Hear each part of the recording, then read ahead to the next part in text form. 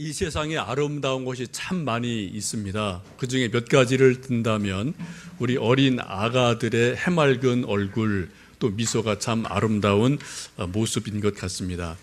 우리 교회도 일부에 왔다 갔는데 지유, 또 우리 준현이, 은우 이런 어린 아가들 1살 막 이렇게 된 아기들 보면은 그 미소가 정말 아름답고요. 눈동자도 맑고 그 얼굴을 바라보고 있으면은 아마 엄마 아빠들이 하루 혹은 일주일에 모든 피곤이 싹 가시지 않나 싶습니다.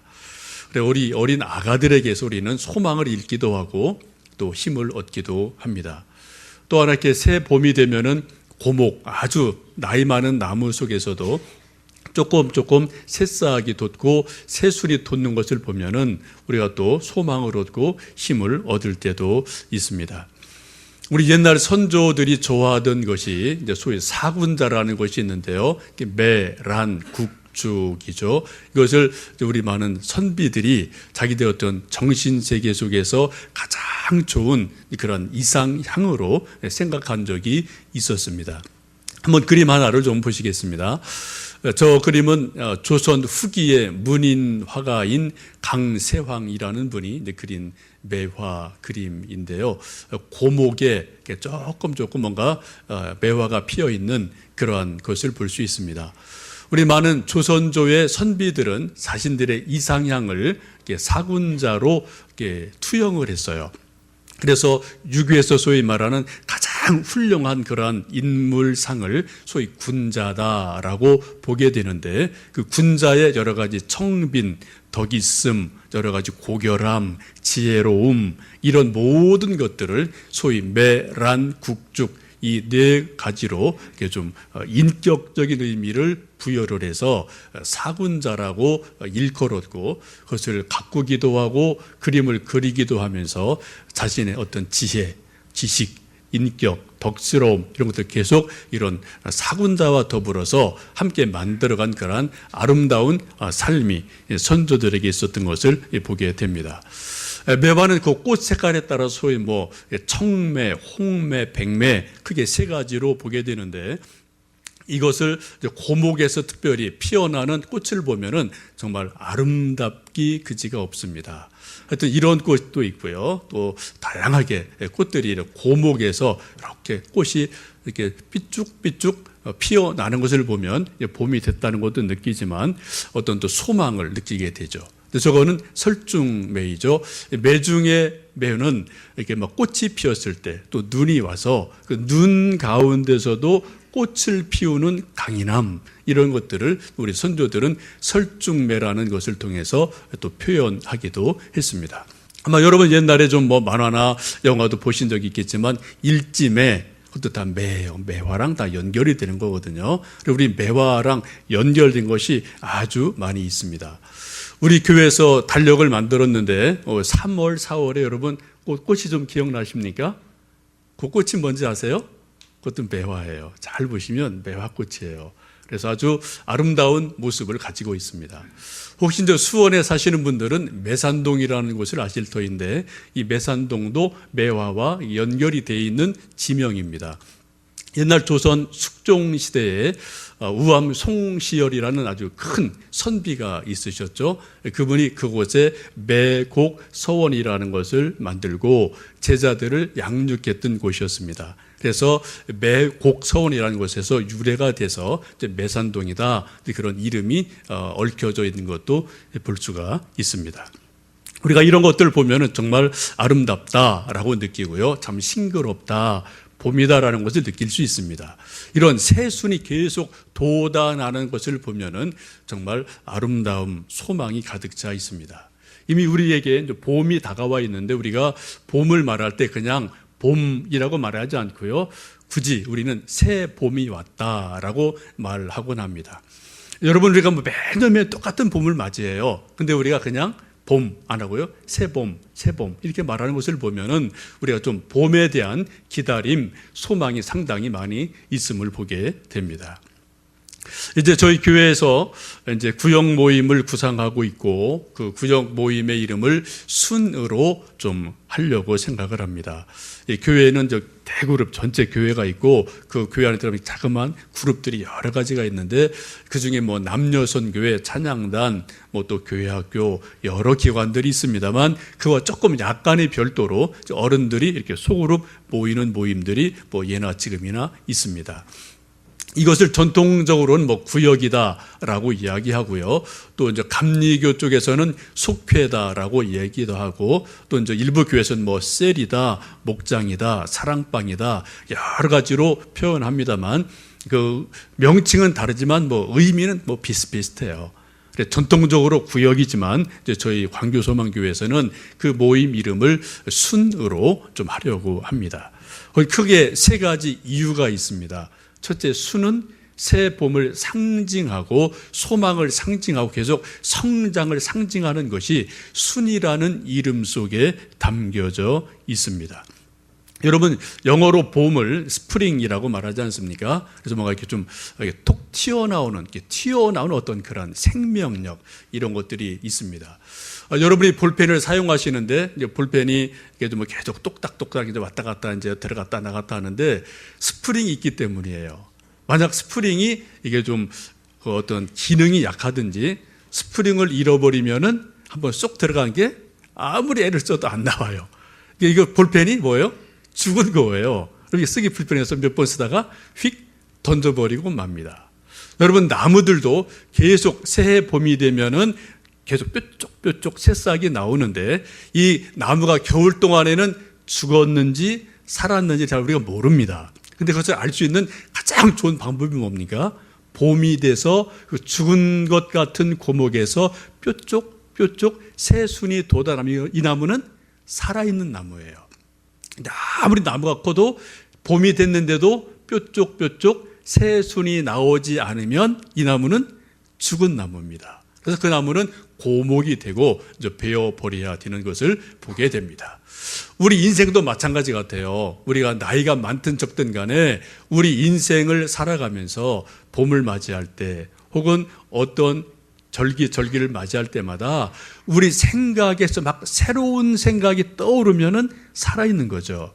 또 새로운 아이디어가 나오고 새로운 소망이 일어나게 되면 그 사람은 살아있는 영혼이에요. 근데 아무리 청년이라 할지라도 그 생각 속에 어떤 영혼 속에 새로운 것이 솟아나지 않는다면 그 영혼은 이제 정지한 영혼이고 죽은 것임에 틀림이 없습니다.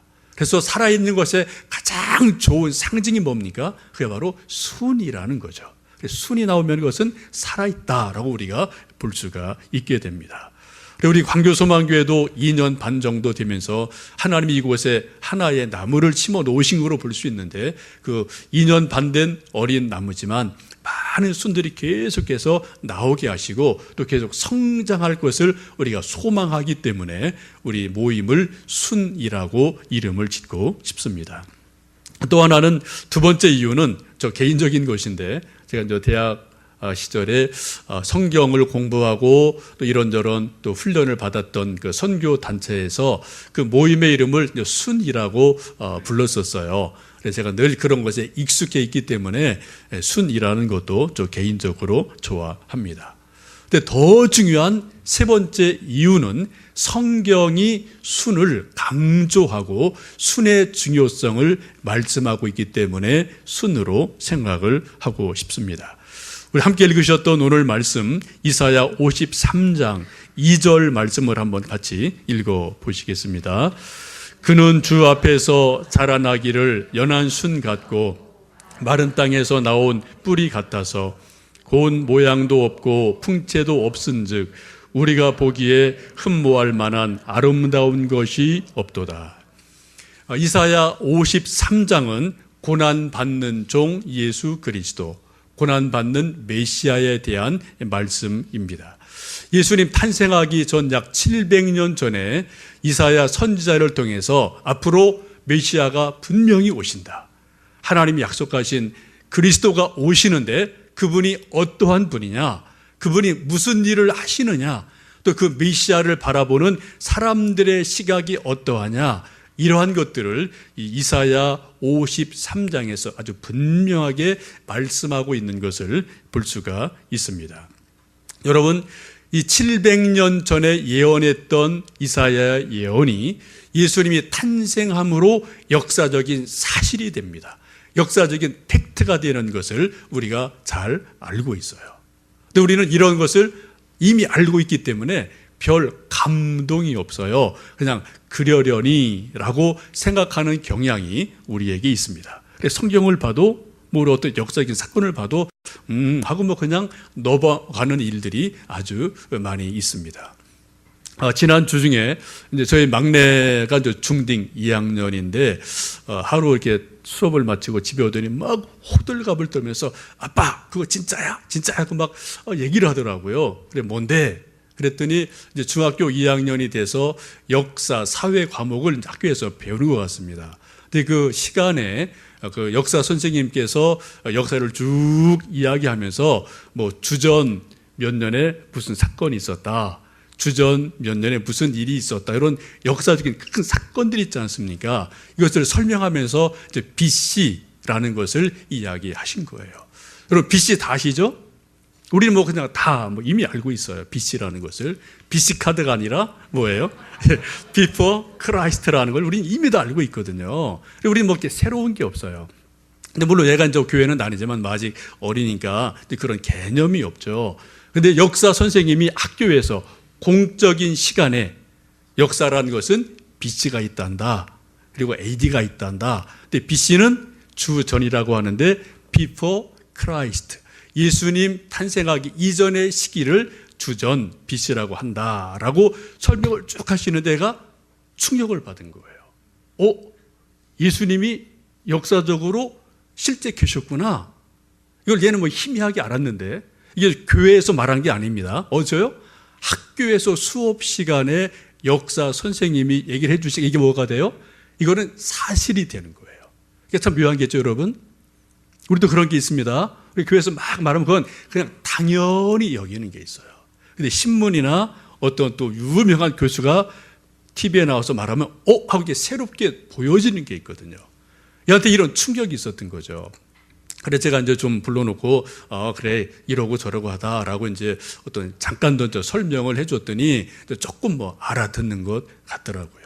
근데 아직은 뭐 어리니까 뭐 또 이제 한참 또 가봐야 되겠죠. 여러분 어떠십니까?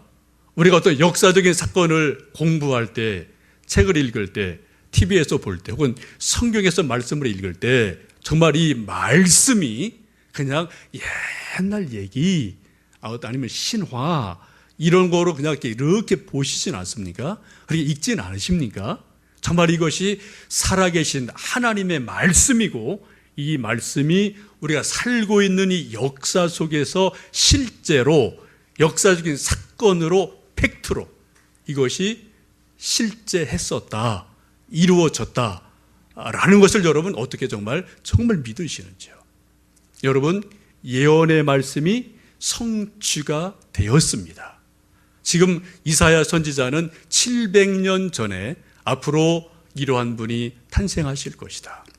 근데 그분의 모습은 이러하고 저러하고 그분의 하실 일은 이러하고 저러하다. 근데 또 그분에 대한 사람들의 어떤 반응은 이렇고 저렇다라는 것을 오늘 이사야 53장에서 말씀하고 계십니다. 예수님의 이 탄생은 이사야의 예언처럼 이루어졌고 우리가 그것을 역사적으로 잘 알고 있습니다. 근데 예수님 탄생 전 700년 전에 이사야가 예언한 예수님에 대한 설명이 무엇입니까? 오늘 2절 말씀 보시면 그렇게 말씀하죠. 그는 주 앞에서 자라나기를 연한 순 같고 마른 땅에서 나온 뿔이 같다라고 말씀을 합니다. 예수님이 어떻다고요?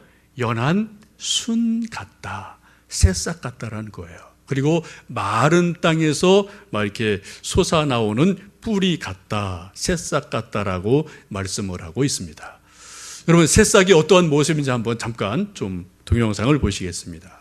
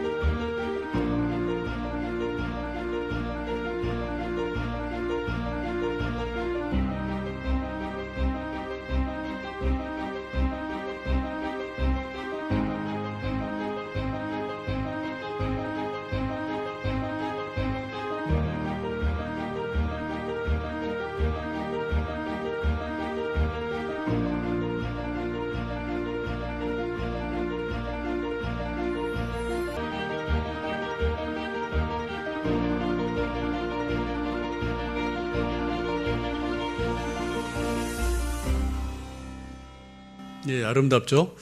저거는 한 2주 정도의 성장 과정을 여러분 1분으로 압축해서 여러분에게 보여드린 거예요. 저 정도 될 때까지 약 2주간 실제적으로 시간이 걸리는 겁니다. 여러분, 저런 우리가 사진이나 동영상을 보면은 되게 아름답습니다. 아주 싱그럽습니다. 우리가 이런 새싹을 보면 참 이쁘다, 아름답다 느껴져요.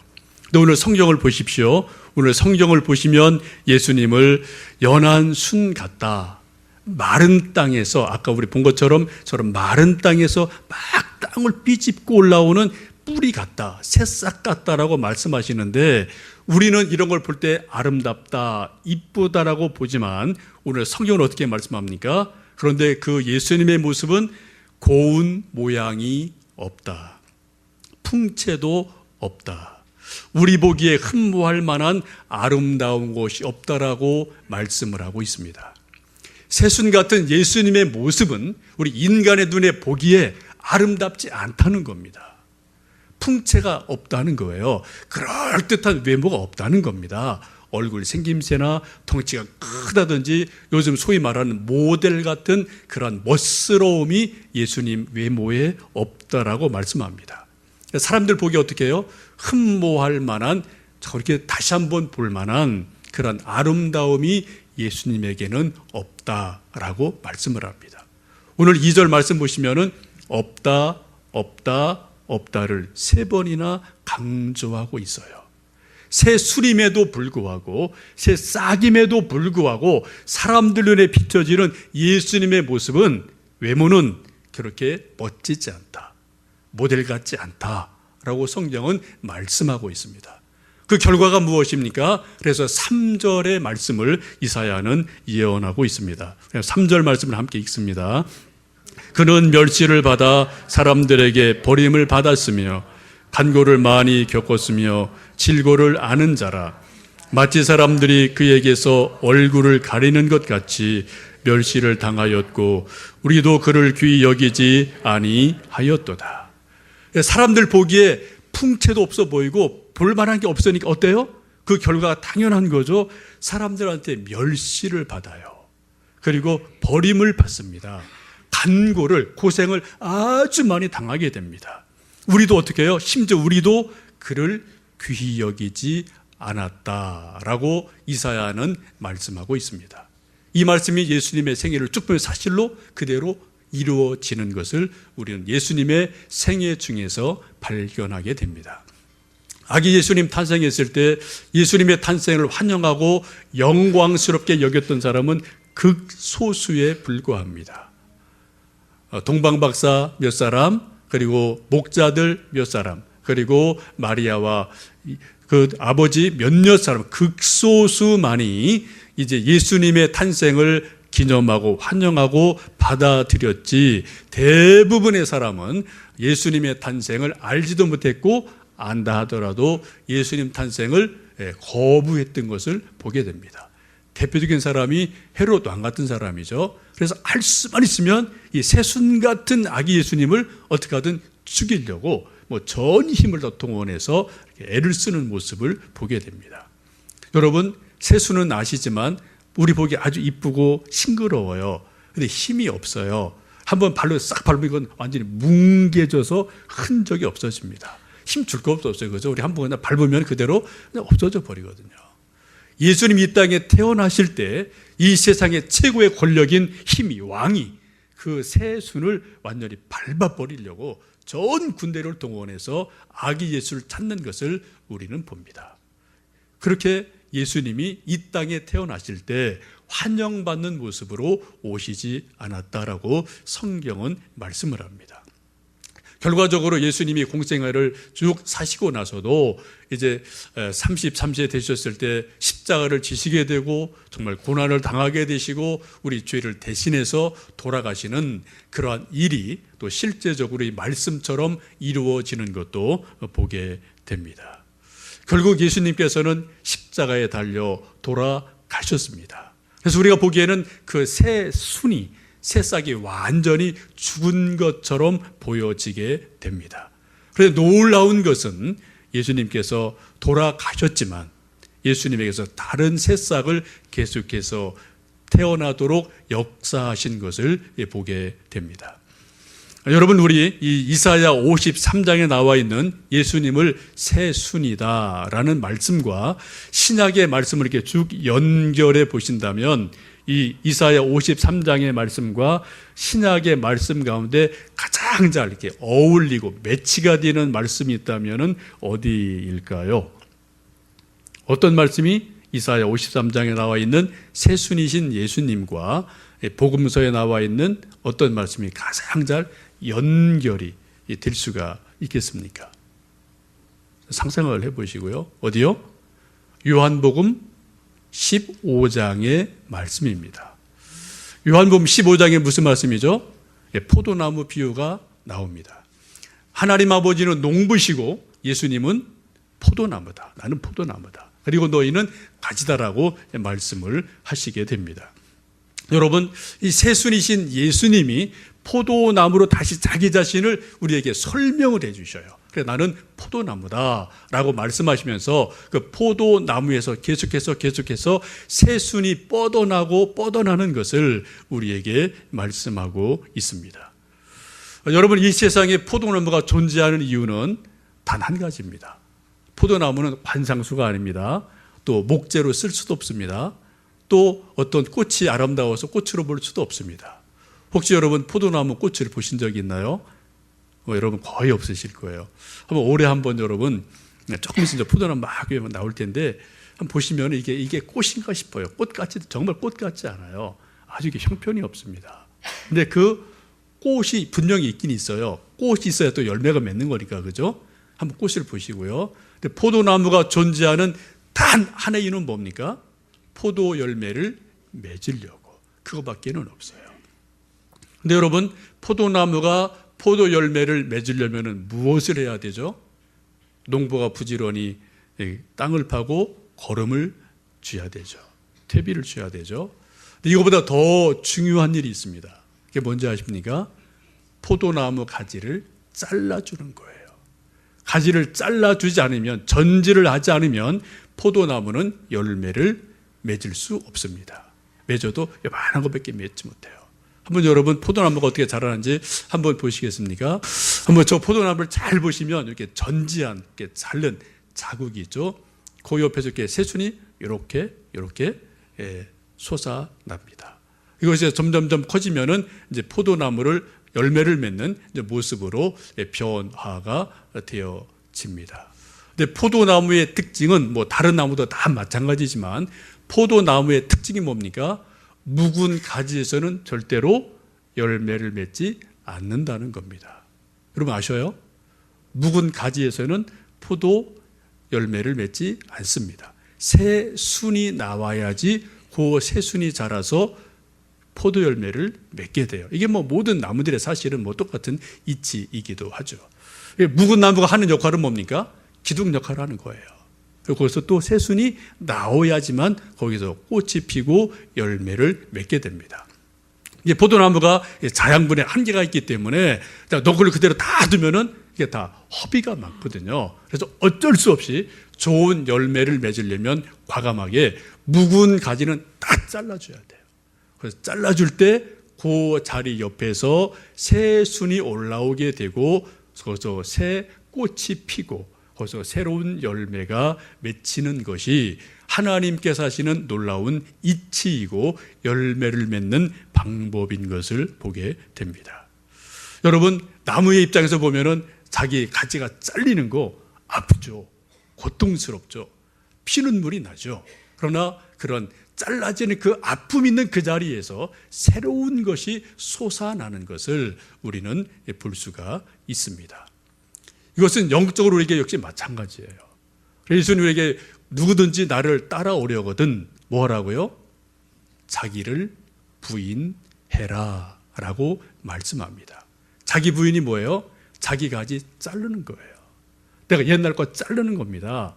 이거 자르는 거 없이는 새로운 순이 안 나와요. 그럼 새로운 열매가 맺을 수가 없습니다. 그리고 끊임없이 우리는 매일매일 자기를 부인하고 주님의 십자가를 지고 뒤따라가는 것이 우리의 믿음 생활인 것을 보게 됩니다. 예수님이 이 땅에 계실 때 3년간 공생애를 사시면서 수많은 일들을 하셨습니다. 오병이어를 베푸시고 전도하시고 병자를 고치시고 기적을 베푸시고 설교하시고 여러 가지 일을 하셨어요.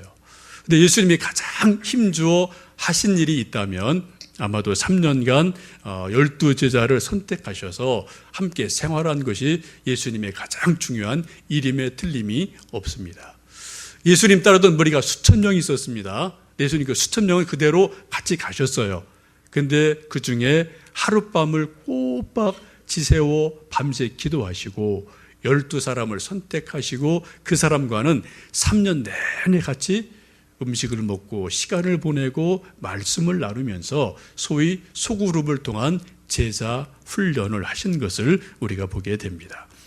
그리고 결국 이 말씀은 예수님의 그 포도나무에 12가지 순이 이렇게 생긴 거예요. 물론 한 가지는 또 뭐 문제가 있었습니다만, 그리고 나서 2000년간 쭉 역사를 보면 그 12가지를 통해서 또 다른 순들이 나오고 순이 나오고 계속해서 새로운 순들이 나오면서 2000년간 교회가 이처럼 성장하게 되고 온 땅 위에 포도나무이신 예수님의 포도가지들이 이곳저곳에 넘쳐나는 것을 볼 수가 있습니다. 이제 우리 광교소망교회가 개척 2년 6개월 되었고요. 하나님의 은혜 속에서 이처럼 큰 은혜를 받고 또 예배를 드리고 부흥을 경험합니다.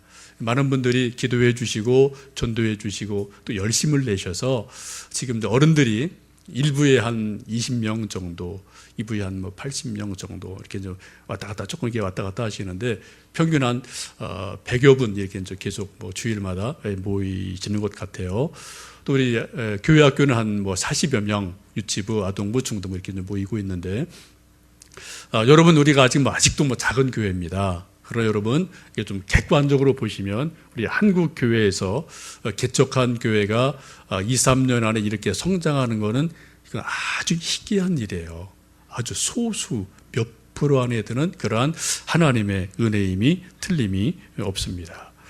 하여튼 하나님의 은혜가 주신 것은 우리가 계속해서 교회가 성장하고 또 하나님의 나라를 이 땅에 세워가는 포도나무 역할을 하고 또 뭔가 새로운 가지 역할을 끊임없이 하도록 우리를 부르시고 우리를 또 새순으로 새 가지로 부르시는 줄로 압니다. 교회가 더 성장하고 든든히 서가기 위해서 많은 것이 필요하지만 그 중에 하나 소그룹을 통해서 순모임을 통해서 하나 그릇을 만들어 가는 겁니다. 그 그릇에 우리가 이러한 것 저러한 것을 많이 담아갈 때 더 많은 하나님의 은혜를 또 생명을 담아갈 수가 있을 줄로 믿습니다.